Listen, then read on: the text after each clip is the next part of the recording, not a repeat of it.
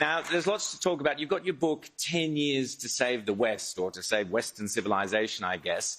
But over the past couple of... Is there going to be anything left of the West? Keir Starmer is busy giving it all away. He's giving away islands, Chagos Islands now. Part of Britain is being handed over for some crazy left-wing ideology. Oh, let's decolonise the place. Yeah, they're literally decolonising it by handing over key strategic assets. What is going on in Britain? It is appalling that he has only been in power for 3 months, and yet he's already given away one of Britain's absolutely key strategic assets. And it's not just a strategic asset for the UK, it's also a strategic asset for the United States. And my question, as well as what is Keir Starmer doing, what is Joe Biden doing?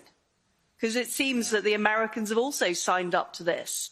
And this would not have happened with a Conservative in number 10 or Donald Trump in the White House. And this is a pattern of capitulation and appeasement that we have been seeing from left-wing governments around the world. And it is why we have the terrible situation at present in Israel. It's why Iran have almost got a nuclear weapon. It's why Ukraine has been invaded. It's why China is getting away with saber-rattling towards Taiwan, is that we are governed now by left-wing appeasers, and the sooner we get them out, the better.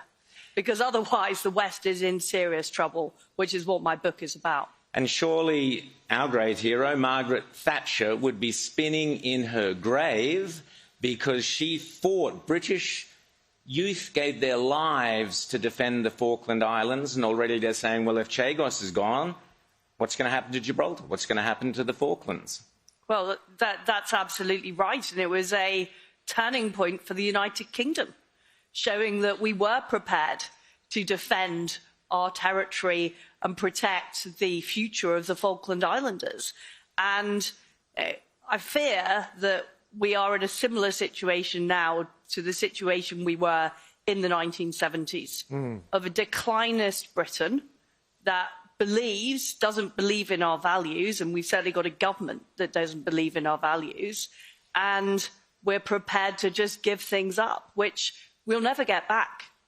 That is the point. Once the Chagos Islands have been given up, where there's a real threat that China will be able to access that territory.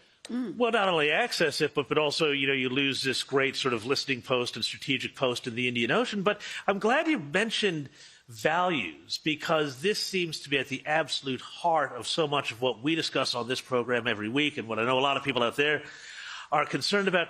This past week, Kemi Badenoch was talking about values in a multicultural, high migration society. And I'd love to get your thoughts on this, because she suggested that actually, and who knew this was controversial, all cultures are not equal. Can we have a little look at what... Let's have a listen to Kemi Badenoch, one of the Tory party leaders.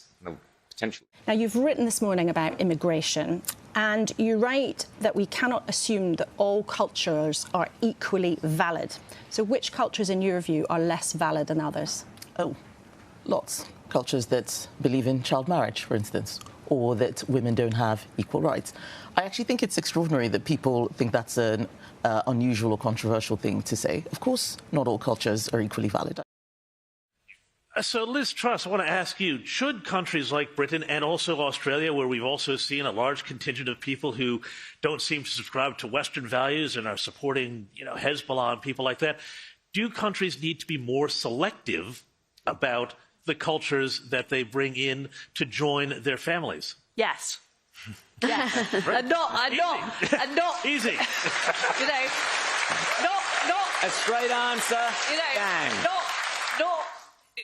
Not all cultures are equal, obviously. I mean, who here would want to go and live in Iran or Afghanistan or be a woman in one of those countries? Of course you wouldn't want to do that, because we live in societies that value freedom, that value things like property rights, that believe in equality, equal treatment for all people. That is what we believe in. And not only should we be more selective about who comes into our country, we also need to crack down on people trying to run alternative societies within our country. I'm very concerned about Sharia law and how that is essentially being licensed and overlooked. I mean, we had a absolutely disgraceful statement recently by a police chief in Britain who admitted that rather than dealing directly with people, he was dealing with community leaders, and they were telling him where he ought to police. And I think that is appalling. That is not what we believe in the United Kingdom and in Australia. We believe everybody should be treated equally before the law. And our values have made the world great. Why do so many people want to come to Britain? Why do they want to come to Australia? Because we are successful countries. And what I fear is that the sort of hatred of Western civilization that has unfortunately become part of what the left believes in is undermining our society from within.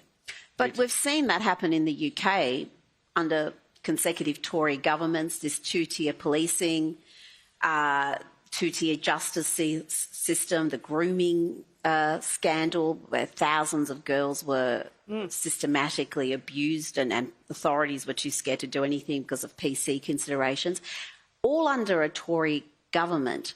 So why do we have Conservatives so often, particularly in the UK, be elected, particularly Boris Johnson with that massive majority, and then govern like he's a member of the Labour Party? Well, the problem is in Britain is our institutions have been taken over by the left. You know, whether it's the civil service, whether it's the Bank of England, who believe in Keynesianism, whether it is the Migration Advisory Committee, the Climate Change Committee, all of these organisations now have a leftist worldview. And our failure as Conservatives was not to deal with those organisations, because if you allow this whole concept of independence, it could often mean independence from any accountability to the public or any accountability to people that are actually elected. And we should have dealt with that. We didn't deal with that.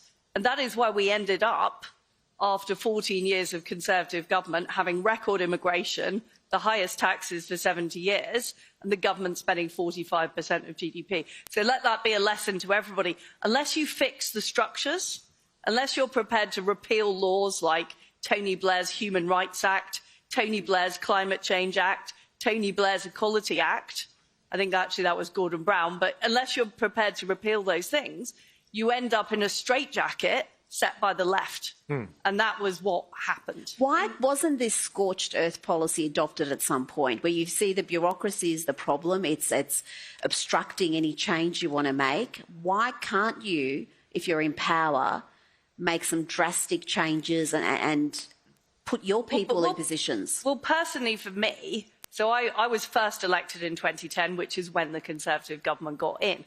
And it took me a while to realise just how bad it was. I was a minister for 10 years, and I always thought, well, I'm relatively junior. I'm sure there's somebody else further up in the hierarchy directing this. And then when I got to the top, as Prime Minister, I realised that actually there was an awful lot of power the Prime Minister didn't have, and it was held in organisations like the Bank of England or the Climate Change Committee, and there was precious little I could do at that time to change it. And in fact, what I found was when I pursued policies like cutting taxes, getting on with fracking, I was undermined by that establishment. But I think it was partly... Undermined deliberately? Well, they certainly sought to blame me for their mistakes. So if you look at what happened in the gilt market, the Bank of England admitted that 2/3 of the market volatility was down to them. And yet they managed to blame me, and the mainstream media went along with that. So, I'm really sorry, Liz. We've got to break in there. That's the live television for us. We've got to break it there. Thank you so much, Liz Truss. Read her book, 10 Years to Save the West, because that's what we've got, and it's all there. I urge people to go out and buy it. Liz Truss, former UK Prime Minister. So great to have you here at CPAC, and great to hear from you. Thank you so much. Give her a big hand.